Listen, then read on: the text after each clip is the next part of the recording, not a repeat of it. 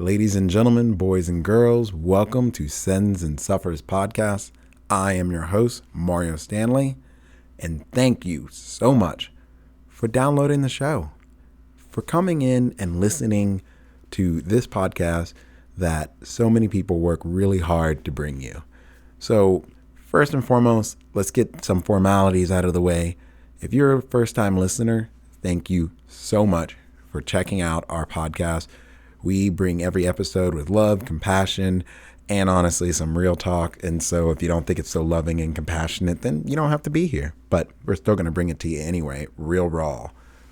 So if you are a regular listener or a new listener, please take a moment to subscribe, like, follow, do all those things. You really only have to do them once. That's the best part about it. When you hit subscribe, it's done.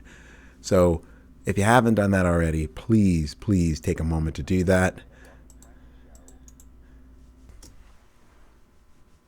All right, so my guest today, guys, is Marina Inoue. Now, she might not be someone on the competitive circuit, but if you guys follow outdoor climbing, you've probably gotten little blips of her on your radar. She is an awesome all-around person. She's got some initiatives. She's got some things that she's doing. What we won't be talking about in this podcast, but we are getting together very soon to have some future conversations. And I am really excited to let her share her story and really, honestly, just listen to two people really just vibe. And if you guys have been longtime members of my podcast and Sticker Club members, you know I like to just have people on and just vibe and have casual, real conversations. It's not too scripted. It's not too organized because if you know me, I'm just trying to plug and chug gear and get to the top of the wall. Focus on the moves that's in front of you. Don't worry about getting to the chains. Everything else is going to be great. So just with that philosophy in mind, enjoy the show.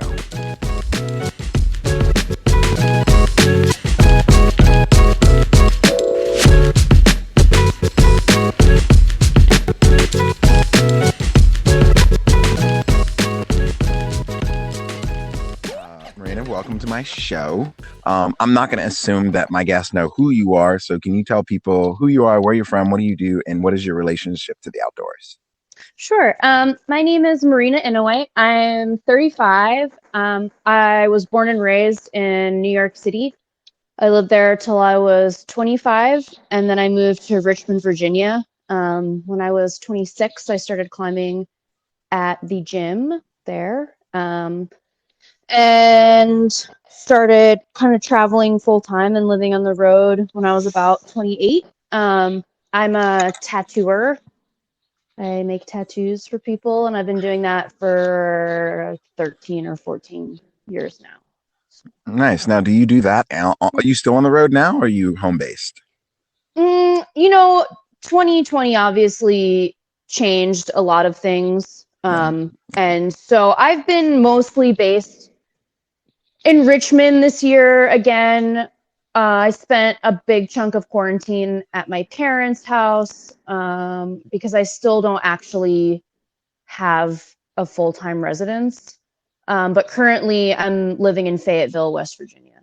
Oh, nice. At the New River Gorge. Yeah. Nice. I was about to say, I don't feel sorry for you in any way, shape, or form. I don't think anybody lives in a you shouldn't. Yeah, I was about to say, I live in a concrete jungle here in Dallas, so. Yeah, I've actually spent a bit of time in Dallas, so. Really? When was that? Lots of driving. I used to do a tattoo convention there, so I used to go every year, sometimes a couple times a year. But it's been a while since I've been, but I've been there probably like 8 times or something, maybe more. Oh, wow. Okay. Yeah. Well, I was about to say, then, you know the city here, and you know that, and now, especially for us here, if we want to drive and do climbing, you have to be willing to drive minimum of like just 3 to 4 hours. Like you just have to. At least, right? Yeah, at least. I mean, well, Waco's 9, and everything else is really just like you can get away with like Rogers Park, a few other areas that are maybe 4 hours. How far is Reimers? Reimers is in Austin, so if you drive like me, it's definitely 3.5 hours. Yeah. If you drive, far. Yeah, if you drive like anybody else, I think people can get there in 4. I've heard people getting there in 2.5, but it's not 2.5. Yeah, I mean, some people have that, have a lead foot. So, Not me. That's kind of like Richmond, though. There's not a lot of climbing right near Richmond. The closest thing really is the New River Gorge, and it's more than 4 hours. Some people say 3.5, but is Seneca it's Rock more not like close four. at all?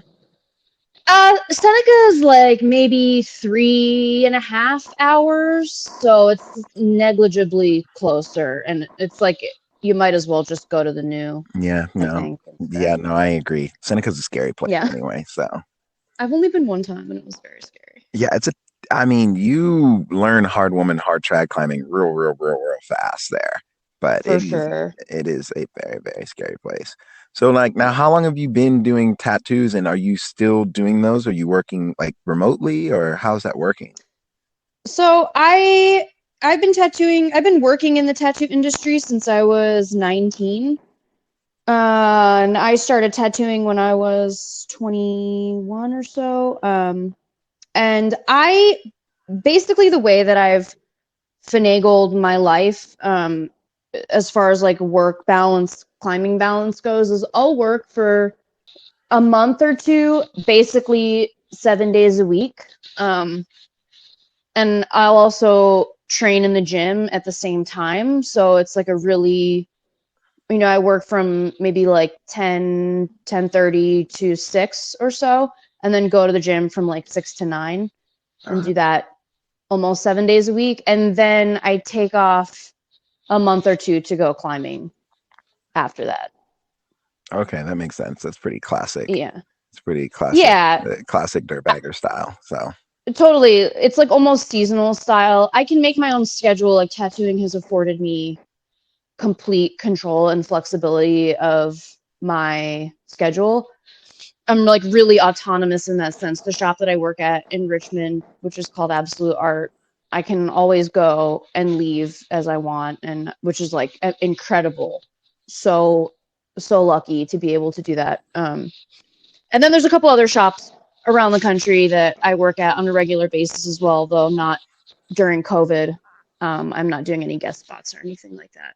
that's fair enough. That makes sense. Yeah, Yeah. I was kind of peeping at I was insta stalking your tattoo profile, and I was like, I like your artwork. It's definitely I don't know what it's called because I'm sure this your particular style has a particular name, but I definitely dig it, and it's really very Thanks. very very pretty, and it's kind of all Thank over the you so place. much. Yeah, yeah. Yeah, it is for sure. That's the thing I thought was really cool about it. Like one of your things, like your Pink Panther one, I thought was actually Yeah. very, very, very cool because it's not like you're Thanks. just your traditional kind of like sailor look.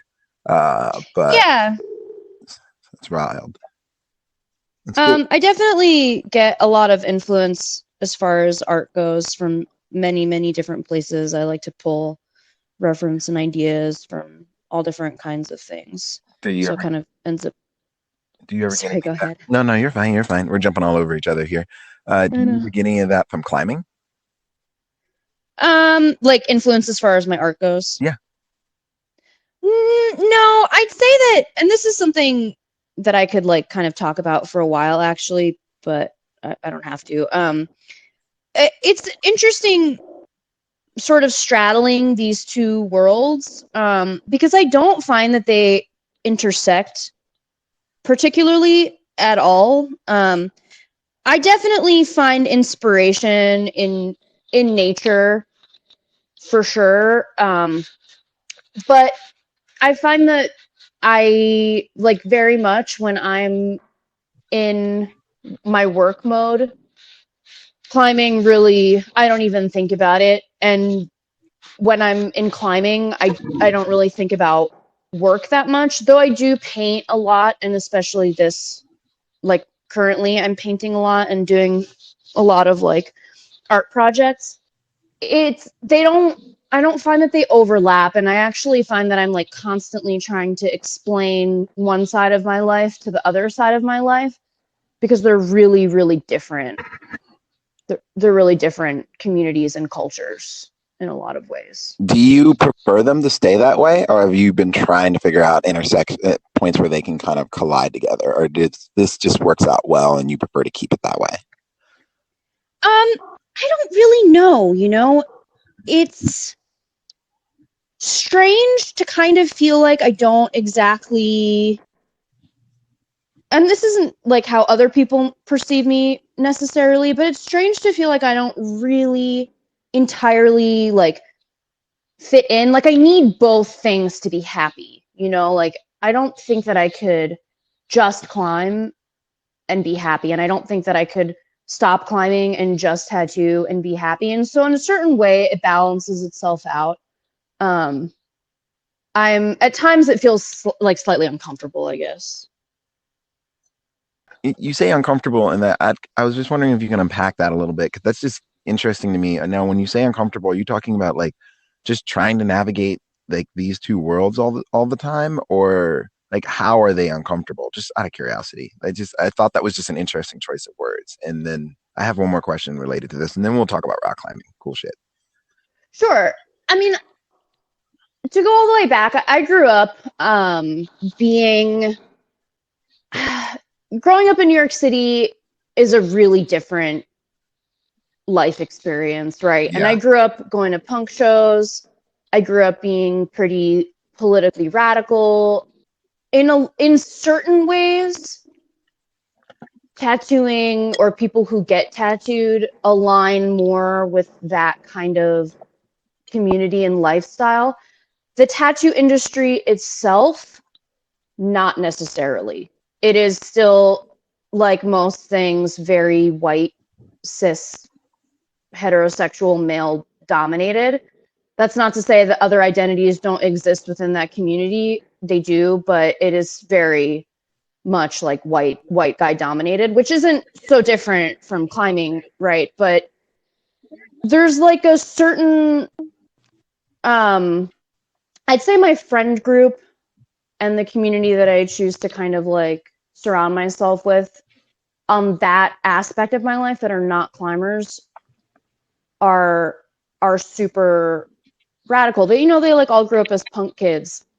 Climbing, I find, is it just is more moderately liberal, if that makes sense. No. A lot of the time, Yeah. like I mean, that makes sense. I mean, the nature of climbing in itself, it's from a communal aspect, at least for me, for the last 20 years, has been really like, you're kind of just going along to get along so we can all just climb along and really, totally, and it's just like, that's why climbers and surfers really go well together. Climbers and skaters. I mean, a little bit of skating, but I think surfing more so. Feel like if you take your traditional mindset of a surfer, like this hippie punk kind of kid or whoever adult, whoever it is, and it's just kind of like going with the flow. So I think that's totally. definitely how it has been. I don't think it's that much. I don't feel like it's that much that way anymore, or at least it's growing out of that. Growing pains are growing out of that. Yeah, definitely. So, like, kind of segueing Yeah. into your climbing, you kind of explain what tattooing kind of does for you, and this is kind of a question that popped in my mind, but kind of like on a cerebral level, like, what does climbing do for you that you don't get out of tattooing? Oh, I mean, the like physical aspect of it is something I enjoy so much. There's like the flow state. Mm-hmm. When I'm tattooing, I just am constantly thinking in my head. Either I'm interacting with somebody and chatting with them, or if they don't want to talk, it's quiet and I'm just thinking about whatever I feel like thinking about, and I'm very much in my own brain.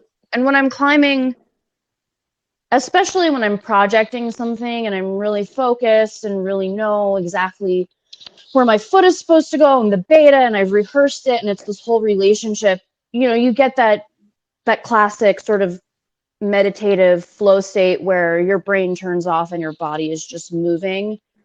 And it feels so good to be able to execute that kind of movement, and to be totally like in tune with your body, especially if you spent time training and you know you've done all this work to be able to like feel a certain way. And also just spending time outside. Tattooing, I'm just sitting inside all Yeah, day. yeah, yeah. I can definitely.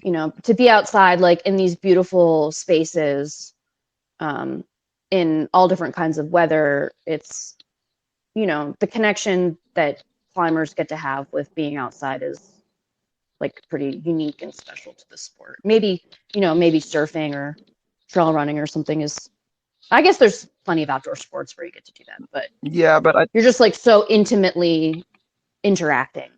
I would agree with you. I think the thing with climbing though is it's like it really is like kind of immersing yourself in the outdoors because like, unless you're going to like rifle or somewhere pretty where you can just kind of like belay out of your car, like you really Mm-hmm. are.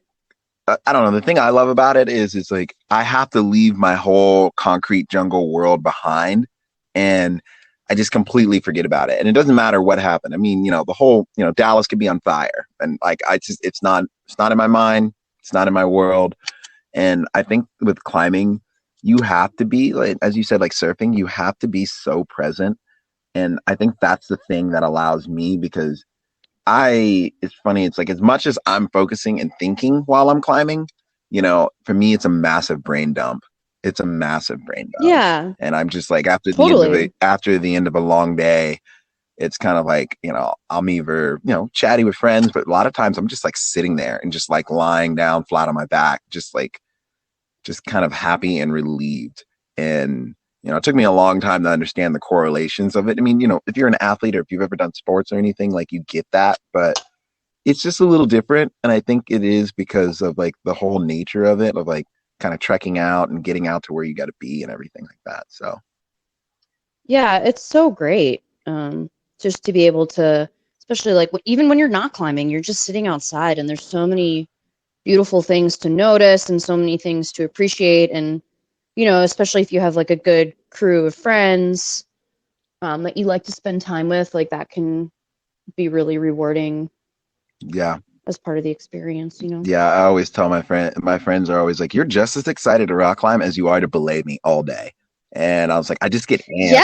I Yeah. get so amped. I'm like, I turn into I'd always tell people I'm like the worst stage dad ever because I get more excited for other people climbing than sometimes they do. And my friends are like, you're literally wearing a chalk bag knowing that you're belaying all day just so you can chalk your own hands up because you're like freaking out. Because you're sweaty. Oh, yeah, I can't help it.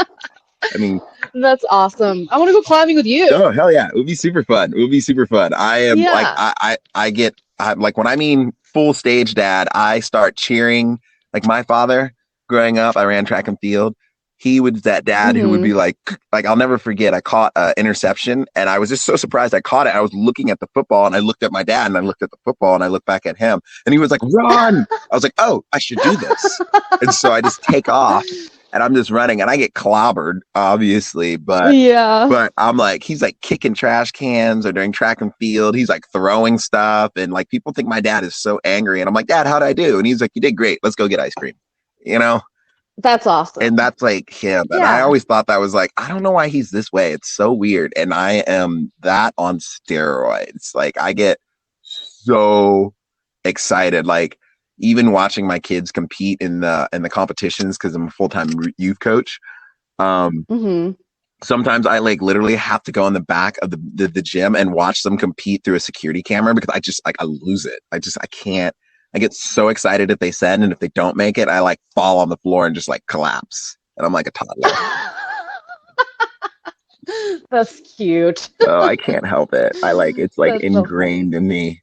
Like one of my kids, I had to explain to them. I was like, if you see this, it's not because I'm mad at you. It's because I care and I love you so much. You're still a turd. And remember, if you admit to anybody else in the team that you told them that I love you, I will deny it in front of your face. Because I call all my kids turds, and I'm like I equally love them all. They're like they all, I don't know. It's funny. Have you ever seen them? I think what is it, Inside Out, where that movie is? They have these little people act like your personalities and things like that. Oh, I haven't seen I it. think it's called that. Whatever. Someone on the internet will correct me. But like it's the premise is there's this little girl and the characters in her brain are all her emotions, happiness, sadness, and that. Well, I feel like instead of all the kids on my team, instead of being an emotion, they're all bits and parts of my personality and like each one of them. Mm-hmm. So I respond very differently to each one and I love them a lot. But this podcast is not about me. That's It's about you. adorable. This is your show. So I like to know things about you too, though. All right, fair enough. Nice. Well, feel free. Like I tell people, I'm like, this is your show as just as much as mine. So feel free to rapid fire if you have any questions or anything like that. Uh, Cool. but I am excited. So I guess kind of diving into your climbing, and it's funny. It's like when I say diving into climbing, like it's such a communal sport, and it's funny. I realize we kind of run with the same crew of people. I know you climb with Brandon occasionally. I know you climb with Mm-hmm. Kathy and them. And I guess it's like, how did you kind of find your crew? Because most tattoo artists I know, they're either super social people, like out at the bars drinking all the time. The few that I've known and hung out with, or they're pretty like artistic, pretty kind of like, I don't want to say antisocial because that's not their personality. Oh, maybe I'm wrong. Maybe that is it.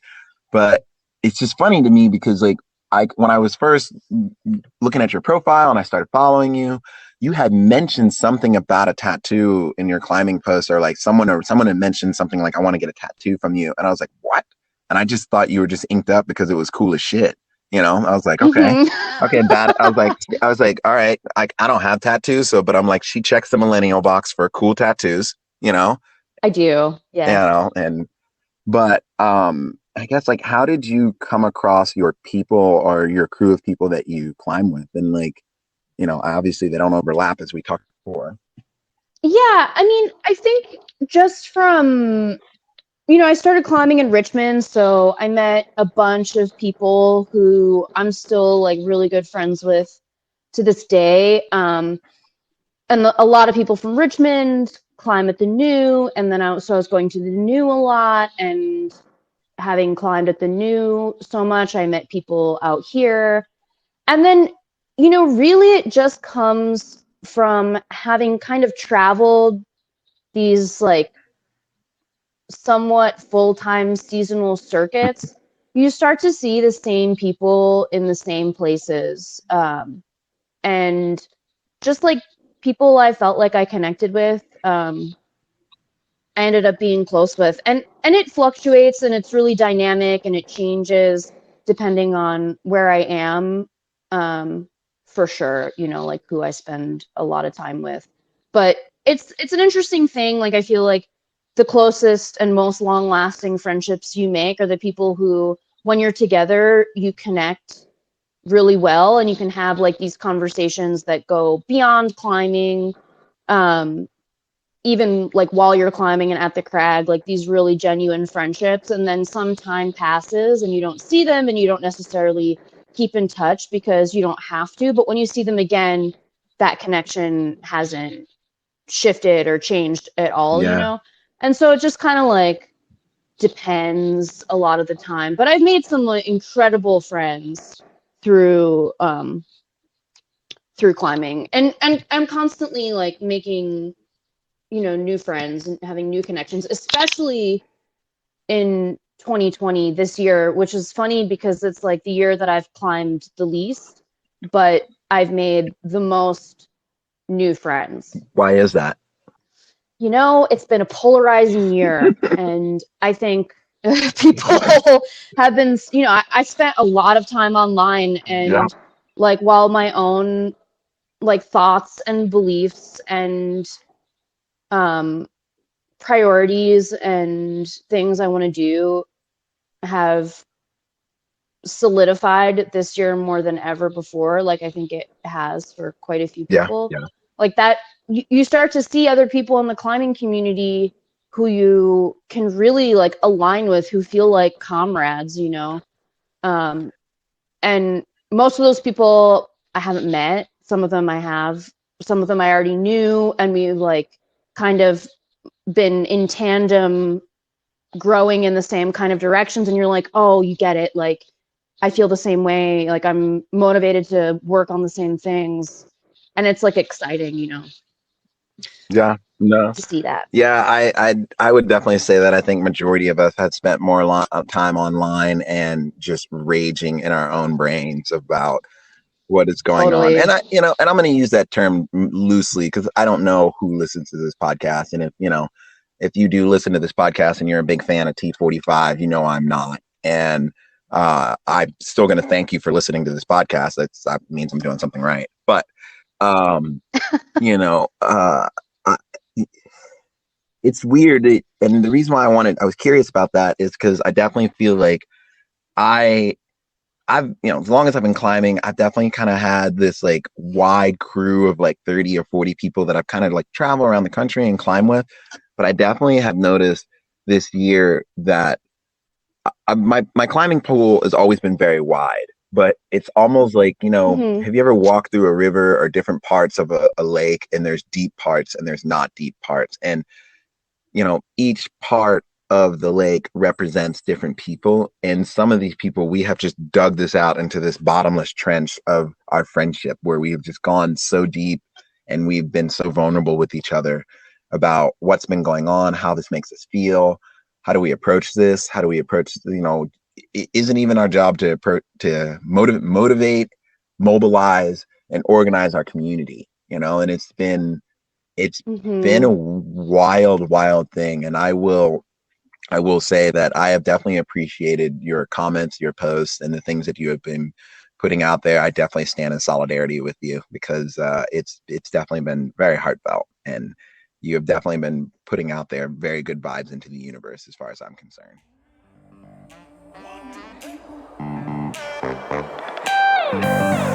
Tension climbing. These guys make premier training equipment. They have been producing gear as long as I can remember. I remember training on their wooden holds, campus boards.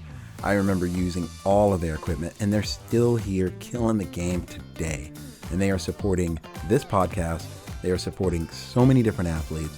And you guys should definitely open up your wallet and support them who support us, who also are trying to support you in seeing a better change in a better place that we all want to climb in. So please check out the show notes. We have a link, and click on this link. Anything you purchase on the website helps go back and support this podcast and everyone who helps makes it. So if you guys haven't already gotten ready for your project or gotten anything, maybe it's time to level up your training gear. We all need just a little bit of help. And tension will help you keep that tension so you don't fall off your projects. Check them out, guys. tensionclimbing.com. You have definitely been putting out there very good vibes into the universe as far as I'm concerned. Thanks. And, that goes both ways, of course, for sure. I'm so appreciative of your energy and the energy you put into this podcast and just your existence, period. It's exciting to see. Like, I think a lot of people are doing a lot of good stuff. Mm-hmm. And also a lot of people aren't doing anything. And that speaks volumes as well, um, and that's part of what has been so polarizing, like overall, but also in the climbing community specifically. And sometimes it can be depressing or super frustrating or enraging, to see like a lack of action, whether it's, people just don't care or they don't know how to engage or whatever it is. But I always come back to the fact that there's so many good people in the community that I really, really, really am inspired by, that I appreciate, that I am constantly learning from, who are like always encouraging growth and like a perpetual seeking um, in my own like Yeah. thought processes. Have you, I mean, I guess, in your travels, have you come across a lot of people that I guess, for the lack of a better term, are kind of on the other side of the fence in the climbing community? Because so one thing I'm kind of really envious of you of, like, you're still out there and you're still, for the most part, I mean, I know you've been in Richmond, but for the most part, you're out there climbing and kind of getting after it more often than I am. And so it's just a thought. I was just wondering if that's something that you kind of come across, or if you do, is that something that you just avoid that kind of energy altogether? Well, I think that, I don't know, people don't really talk about politics at the crag that much. I will talk about it to anyone at any point in time, like I'm always happy to give my unsolicited opinion, but I think I think that climbing in a lot of ways is like liberal, kind of, but more moderate, politically speaking. And yeah, I mean, I'm sure, I don't know that I've necessarily come across any people who are like wearing Your MAGA hat. MAGA hats or whatever, like at the crag, but climbing is just a shrunken down bubble of greater society, right? So it's still plagued by all the same problems. The percentage is just maybe slightly less. Like if you go to a climbing event, certainly the demographic is going to be different than if you're going to an NRA event, Yeah. right? But it's still there's a whole spectrum of people. I think it's really easy to be, tricked into thinking that climbing's really progressive because by, I don't know, everybody has paid attention to the internet this year. Everybody's seen what happens in comment sections. Like, it's overwhelmingly not progressive in a lot of Yeah, no, ways. it is. I think that's Um, a beautiful statement that you made. And like that's actually really powerful. Like it's easy to be tricked to thinking that climbing is progressive by the nature of the sport. But the people that exist in this space, majority of them, I still feel like are not that progressive. totally. And I think that just not having voted for Trump, and sorry, trigger warning with No, it's that, okay. saying that name out loud, No, but it's okay. It's um, okay. I mean, like having voted Democrat or whatever, that doesn't make you progressive because if you're still not doing all the other work that it takes to like unpack, white supremacy and privilege and, like a lack of empathy, really, if you're like arguing to uphold to keep all these status quos that are oppressive to other people, you're not progressive. It doesn't matter who you voted for. trigger warnings as far as that goes. This once again, this is your show as much as mine. So fire away. People can deal with it, or people can unsubscribe. Uh, Totally. but yeah, it's funny. I'm happy to hear you say that because it's. I think I was honestly bamboozled by that, really much so because I've been very Me blessed. too. I've been so blessed as being like a minority climber. People have really kind of gone out of their way to make sure I've had a great experience, whether they did it purposefully or just it's just the kindness of the heart and it's the kind of person that they are. But I've always had a good experience. And it wasn't really until getting online, until I started watching some of Devin's posts and Hmm. even Melissa's posts and then Brown Girls Climb and all of these things. And I like in Melon Base Camp and I look at like the feed.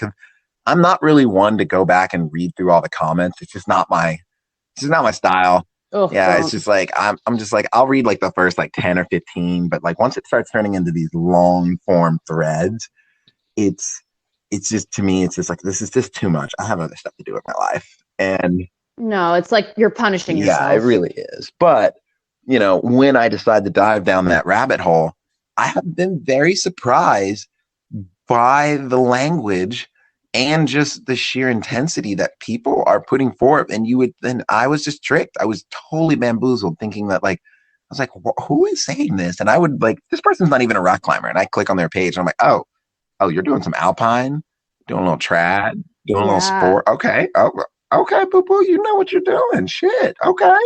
I You're just an know. asshole. But I'm okay with that, Totally. And Yeah. I use that term loosely because this is the beauty of America. Everyone should be able to voice their opinion and say their thoughts and things like that. You just can't get your feelings hurt over someone voicing their opinions. And that's really the big thing about it.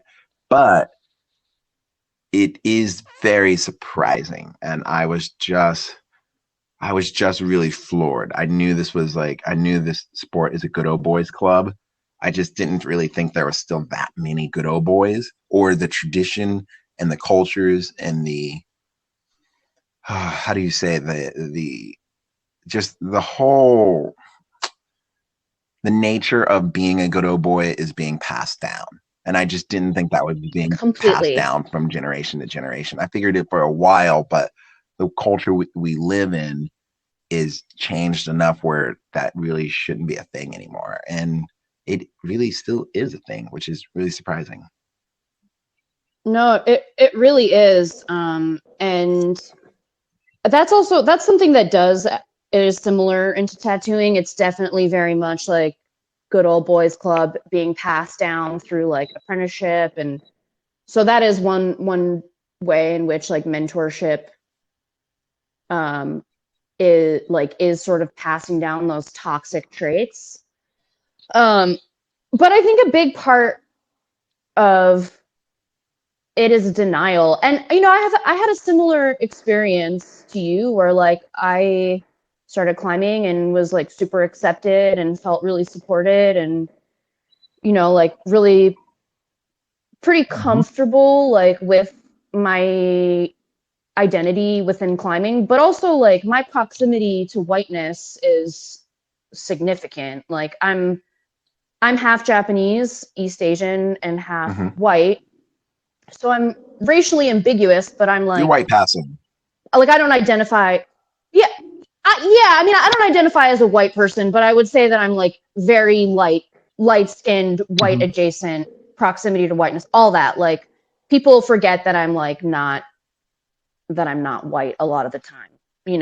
Like they don't think that it's like an issue for me, which it has been in the past, but not nearly as like as for Yeah, black I mean, folks, like not do you even feel like you close. fall into the typical Asian, perfect minority kind of thing? I only discovered that a while ago. My friend Michael Lynn was talking to me about that, and he was like, "Yeah, we's like Asians are the perfect minority," and I was like, "What? This is a thing?" I was like, "And tell me more." And Oh yeah, the model minority myth is definitely a thing. No, I don't feel like I do personally. My dad probably would have liked for me to fit into that box a little bit more, but I'm like covered in tattoos. I don't work for anybody. I work for myself. My lifestyle is like very alternative. I swear a lot. I'm like extremely radically political, so far to the left. Like, I wouldn't say that I personally fall into that category of the model minority, but like East Asians definitely have a lot more proximity to whiteness and white privilege, especially in climbing. Like they're not, and I wouldn't say like East Asians are particularly they're quite represented.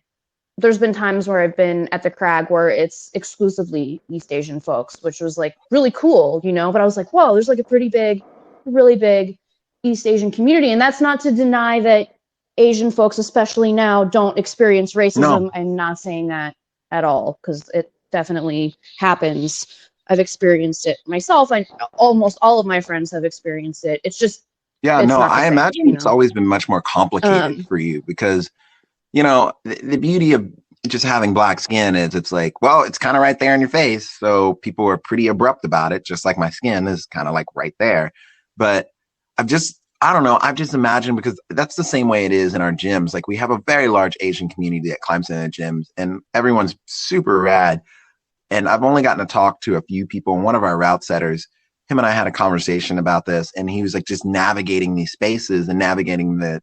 And I'm like, how, like, and I don't know if this is the thing in where you've traveled, but my mind goes into like, what is the complexity of traveling a space, continuing to be the model minority, however, still wanting to be an activist of some sort, but still trying not to lose the privileges that have been afforded to you because of being a model minority and knowing that you're more accepted in those spaces by the by good old boys. Like it seems like, I don't know, it just seems like a very, as far as a thought experiment, I was like sitting down thinking about it and it's just like letting my brain run through this thing, before I decided to like step out on the day as I'm taking my first drink of tea. And I'm like, damn, like this seems complicated. And maybe it's not that complicated. Maybe it's just like, it's like brushing your teeth. You're so used to it now. It's just, you kind of just walk into it. But I don't know. That's one thing that recently with all this stuff happening and, goodbye 2020, that was one of the thoughts that I was trying to, because at the end of the year, I was trying to put myself in the shoes of every one of my friends that have had a conversation from me, and put myself in their shoes in my mind, and then try and put myself in their shoes in their mind to the best that I know of it. Right. Yeah. No, it's not like brushing your teeth. It's definitely complicated and nuanced, you know? And I think that I'm, I mean, I'm not going to speak for everybody, but for myself, I think I'm in a unique position where I can I can understand and empathize because of the fact that I'm not white, because I have experienced like weird, unfortunate, traumatizing racially charged situations. But because it's not even close to the extent, like I don't get in my car with the fear of getting pulled over because that might mean that I could get shot by the cops. Like I'll never have that kind of intense Yeah, fear. yeah. You know what I mean? Like I don't experience racism to the same extent or erasure to the same extent as Black and Indigenous folks. I'm like a straight, you know, cisgendered person, so I don't like experience that kind of you know, like trauma either, being completely like, Mm-hmm. you know, experiencing transphobia, homophobia.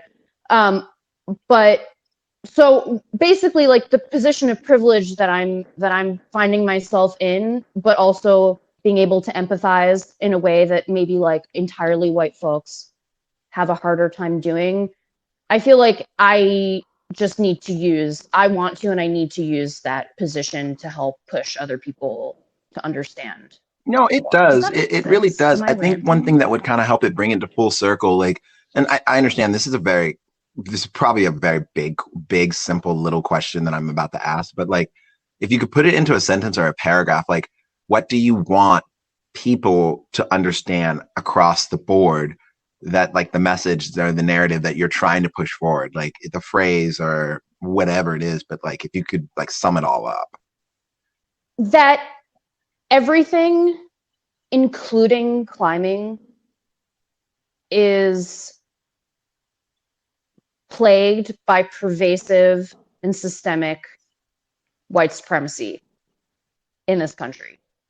Everything. And that everybody has a responsibility to undo that. Agreed. Yeah. And that sounds like it. I got really nervous saying that because it's a polarizing statement. But I really Well, I mean, genuinely but it's a believe very that. true statement. And I think that, I mean, think about like when you're in a relationship, you know, the most honest moments of your relationship are the most polarizing and most vulnerable, and moments where you feel like the relationship is either going to leap into an area that you're not quite ready for it to go, or it's all going to crash at your feet because you don't know you have no idea what your partner or that person that you love, you care about what's going on in their cranial. So like, it makes perfect sense, you know, and I've mm-hmm. related a lot of like what's going within private conversations to friends. I've related a lot of what's going on to dating, because like, or being in a relationship, because that's kind of how it goes. Like you kind of go along and Yeah. you're having fun and everything's very symbiotic, and you kind of do that, and then you have a couple moments of tension, but then you have these blowouts that just have to happen. They are unavoidable. You can't ignore them.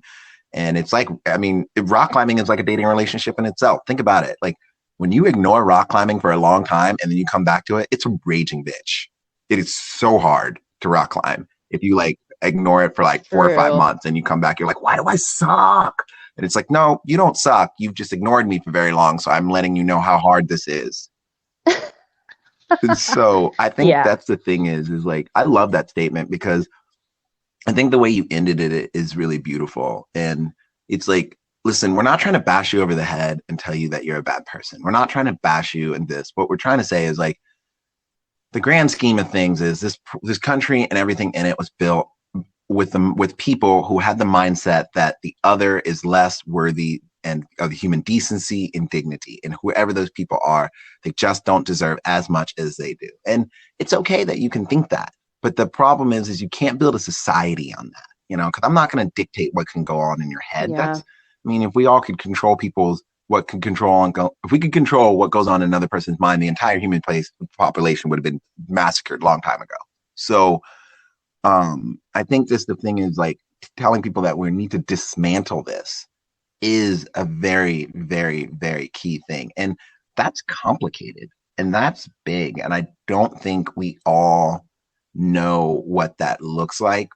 But I would say it's probably just as much. I don't know if you've ever done this before but I definitely want to use this to segue to some rock climbing with you. But I know, like, if I'm working on a really hard project and I just it's just something way outside of my wheelhouse, I will just suck it up, get a stick clip and climb up and clip everything all the way up. And then I dismantle the route from the top down. And I like start working the moves and like Totally. people are like, are you down climbing virtually the whole route? I'm like, well, yeah. And then I'm like, but I down climb the sections that I know it's not going to be that hard. And I'll like maybe go up, but then the sections where I can't see the hole below me. Like I don't know where it goes. I'll lower down, try and go up and then pull back up on the rope, then go back and forth. But this is how it goes. And I'll get stuck in one zone for like 20 minutes. I'm like, this just doesn't make any sense to me, but the same way that we are going to dismantle all of this is just like pulling apart a route that is like, and I think any climber listening to this will understand. It's like you've climbed 512 your whole life and you're like, all right, I've climbed 512A, 512B. I'm going to go ahead and jump on 13D, 14A. Like just skip everything in the middle and just go there. It's not that it's not doable. It's just, it's really hard to fathom what this looks like, even though you're staring at, dead in the face. It's so Totally. hard. Yeah. Yeah. And it obviously the process is going to look different for everybody. Like, I don't expect people to just like stop caring about climbing and start caring exclusively about social justice. I just definitely like want to push for people to understand that they're Very much so. intertwined in a way that is really undeniable. But it's funny, back to the metaphor that you just made, which I think is a great metaphor, and I've made the same metaphor to people to try to get them to understand, like, this is the energy that you already have. Like you know how to project something, you know how complicated it can be. Like, let me put it into climbing terms for you, and it's like exactly the same thing. Like I've made that exact point myself, and so it's cool that you thought that as well. It's the climbing same is life, as I always tell people. I'm like, you can correlate when I'm coaching the kids. I'm like, I can correlate any boulder that's in this room right now to any point of struggle that you've had in your life. Like, doesn't matter. It's like, just pick a moment. Totally. And, the kids are just like, they're all just like boyfriends, girlfriend. I'm like, go get on the slab wall. And they're all like, ooh, like freaking out.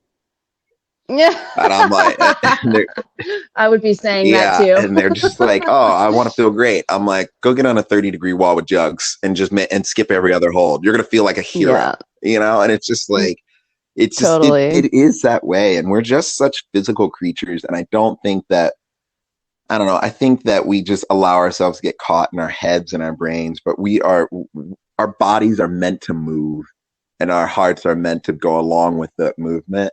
And I think the thing is sometimes we just forget where to put our mind, because our mind is just like, at least I speak for myself. My mind is trying to have a very large conversation with my soul all the time.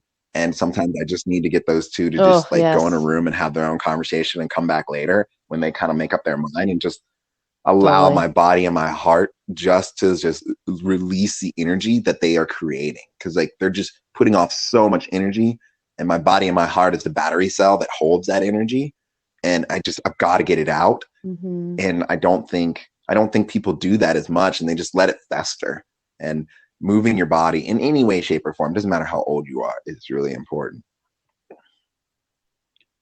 Totally. That's beautiful. But talking about moving your body, so like you've been in Richmond, I guess, is there anything in the new or any climbs or anything that like you're kind of amped up and ready to do? I mean, I just want to know what I can insta stock in the future. That's really what I'm asking. Well, the weather here is No, it's not poo poo everywhere. great. I've never lived here. Yeah, I've never lived here through the winter, and it's quite Yeah, cold and quite wet. It's pretty inclement, but there are some really nice days. I tried this route called Freedom Tree at the end of the fall when I was living here, and it's really hard. It's at the Cirque, and there's a move that's not really a crux for other people, but I'm pretty short. I'm like 5'2". really. Um, and there, yeah, and there's a move that I really just really couldn't do. So I spent all December training to do it to try to come back when I came back here to live Can you tell again. me what the move is? And honestly, in your Instagram photos, I would have never realized you're 5'2". You carry yourself larger than life. So I was thinking you were at least like, 5'9", Thank 5'10". you. Like, Oh my God, I wish in my yeah, well, I dreams. mean, you carry yourself well. So I was just like, I would have never guessed. Like, I would have met Thank you. you and I would have been like, okay, wow. I was like, I'm still about the tower. Even though I'm taller than you, I feel like I need a tower under you a little bit. So, but you carry yourself very well. No, no, thank you. No, I'm a shorty, but the move is like it's a really big jug undercling with a really big big feet, left foot way out, right foot underneath you, and then it's a big cross move, way over your body with your left hand to like a small kind of crimp, Uh-huh. but it's pretty good. But it's like a undercling compression You move can't where catch and if release and grab something else. I, yeah, I had to get my right foot on a really bad foot. I can't use the good one, and I'm just like so extended. And when I was trying it in the fall, I really couldn't make the move at all. I just straight up couldn't do it. And then I trained, and came back the first day I was back here, and I tried it, and I actually Oh spanned the move. shit. Couldn't believe it. Shout out to Nate Drolet, my coach in the power company. But when I reached it, I couldn't come out of it at all. Like I was like full tilt, tipped out. My arms were totally straight. Like I couldn't move my feet at all. And I only did the move the one time. And then, the weather got bad and I got psyched on bouldering. So I don't know if I'll go back. I might if it's warm enough to go rope climbing, but I'm kind of psyched on bouldering here Are right you now. are So. you someone who gets like really married to a route or a problem? Like I obsess over it. Oh I my lose God. sleep. I can Same. tell you, like, I can't tell you any of my family's birthday, but I can tell you every single move of Flamer, Eternal Justice, and Eternal Oblivion. I can tell you every single move. Yeah, definitely. I get obsessed. I'm like a total projector. I Yeah. love to do it. And if I try something, and even if it feels hard, if I feel like it's possible, I will. That's all I want to do. That's what I Yeah. want to go back to for sure. And I feel that way about a couple boulders right now. Freedom Tree, it's amazing route. It feels a little bit, even though I did do the move, which I was super psyched about. Um, it's still that's not even the hard move. So maybe another time with a little more training. That's But awesome. That's um, yeah, I'm psyched on some yeah. boulders right No, now. it's funny. I think listening to you talk, I imagine, have you ever done any climbing competitions? No, I started climbing when I was 26, and I've never really So yeah, competed I like never that. did a lot of comps myself too, but I recently had started because my kids that I coach, I told them I would start doing some comps, and I realized this is why I like climbing outdoors and projecting because I'm on a time frame and I can't really just sit down and project the route. I lose my temper so bad. Like, I literally almost hit. You get fussy? I almost took my shoes off and just threw them at the wall and walked out of the gym. Yeah, Oh, I'm definitely that. nice. I'm a little bit of a prima That's donna when it comes funny. to that. That's why I like avoid it to a certain extent. Oh, Yeah. I'm not very good at gym climbing. I just like I've I'm I'm proud of my outdoor accomplishments for sure. And I always seem, when I'm psyched on something, I can find a way to finagle beta that fits my body a lot of the time. But gym climbing just smokes me. I don't really know how to do it. I think it's fun, but I've never been very good at it. There's just no options, which is the Yeah, I point. think that's the thing too. It's like my coaches that I climb with, I'm one of the older ones, and it's funny. It's like we all climb indoors and they all climb circles around me. But when we go outdoors, they're just like, how can you not climb like this indoors? And I'm like, it just doesn't translate in my brain. Like, I'm like, I mean, I Oh can yeah, kind of keep me up, either. and I'll admit, like, if I got as good as I was outdoors, indoors, I'd probably be a much better outdoor climber. It's just very hard for me to bring myself to that place, and I'm working on getting there. It really is something challenging. Yeah, I'm way better at climbing outside than I am climbing inside, which I'm thankful for, but it's always impressive when you see people like who Bro, are really good at gym climbing. It's so oh yeah. gymnastic and like The person that cool. comes to mind is Sean McCall. He's like, he's just a monster indoors and outdoors. Oh yeah, It's like, that's just one thing I was really totally. impressed by him. Like, I watched videos and I'm like, there's no difference change in your style. You're just as ferocious. And I was very, So very, very interesting. impressed. Um, well, shit, I don't want to end this call, but we do need to kind of wrap this thing up here. And I want Okay. to. I always like to give people a couple of questions at the end, but I always like to give everybody an opportunity. If there's anybody you want to give a shout out to, or an organization you want to talk about, or anything at all, like anything that moves you, a mantra. It doesn't have to be anything. Oh my gosh, Oh, there's just so many begin. people We can go for that another hour. a couple people who I'm really thankful for.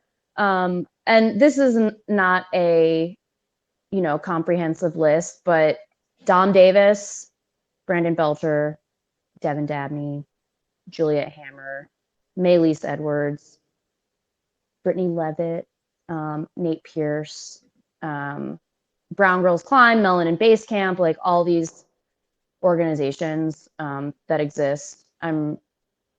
Blake Cash too from Chattanooga. They're just people who like a couple people who I have been really thankful for their voices and their energy and time and labor. Um, they're all really awesome. Keep me feeling encouraged and psyched. Kathy too. Kathy Carlo. Um, yeah, I don't know. I'm really thankful for the community that has been built up.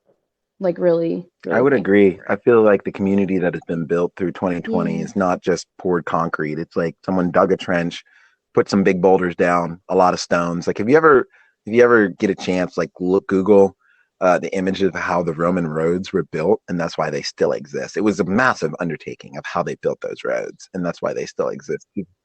Yeah, and Infrastructure. the infrastructure that has been built, even if it's a small little square in the grand scheme of things, it has very, very, very, Feels very solid. strong roots, and I'm like very privileged to be a part of it. Yeah.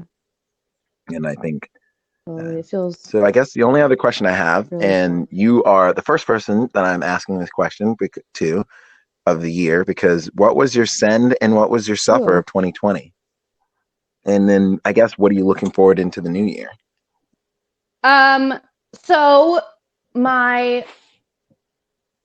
metaphorical send, I'm gonna give you this is gonna be a little bit long. My metaphorical send being re-radicalized and psyched to like help progress the climbing community Hell for yeah. sure. My suffer, I'd say, is just all of 2020. Otherwise beyond that, my my climbing send that I was most proud of. There were two. There's this route called Baby Trebuchet. I was really proud of. I tried a long time. And this other one called Ride the Lightning. Really proud of. Climbing wise, no, I have no complaints. I'm happy to be climbing at all. Period. So no suffers climbing wise. But um, what was the other question? Yeah. What are you looking Is that forward it? to in the new year? Oh yeah, yeah. Just like continuing to have conversations like the one I had with you today. So grateful and honored, and you know, continuing to talk more with more people and solidifying connections and making new ones. And maybe COVID will chill out and everybody that's become friends this year, we can all meet and hug in real life. That's my dream, but I also respect the fact that that's real. I definitely. Well, hopefully, if Yeah. COVID calms down, at least I have a trip that I do every year in Memorial Day, and I want to give you details of it. I'm not going to do it online. I'm not going to do it on air Yes. because if you guys want to come on this trip, you have to come and reach out to me. But thank you so much for being my guest, and I am. Thank you so much for having me. I look so forward to eventually meeting you, climbing with you, and continually growing with you and moving this country, world, and climbing community in a better place. Same. Thank you so much, Mario. You're like an inspiration, really. I really appreciate your voice and everything that you do, and I'm so glad to You can't make Black people blush. We explode when that happens. I'm trying. Awesome.